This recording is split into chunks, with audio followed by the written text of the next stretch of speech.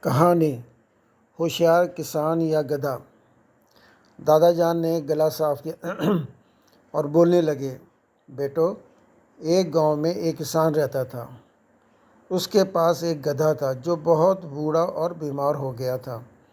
کسان نے سوچا، یہ گدھا اب کام کا نہیں رہا، اسے کنویں میں دفن کر دینا چاہیے۔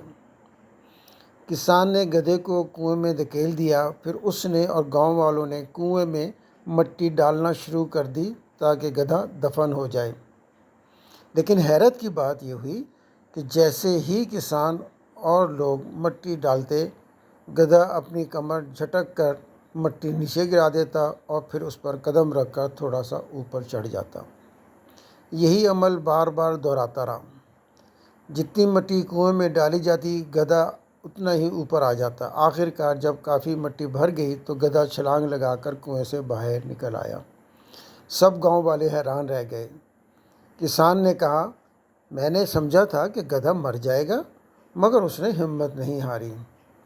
دادا جان نے بچوں کی طرف اشارہ کرتے ہوئے کہا، بیٹو، یہ کہانی ہمیں سکھاتی ہے کہ زندگی میں جب مشکلات آئیں تو ہمت نہیں ہارنی چاہیے۔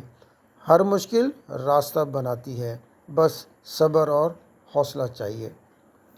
اس کہانی سے ہمیں سبق یہ ملتا ہے، کبھی ہمت مت ہارو، مشکل وقت میں بھی راستہ نکل آتا ہے۔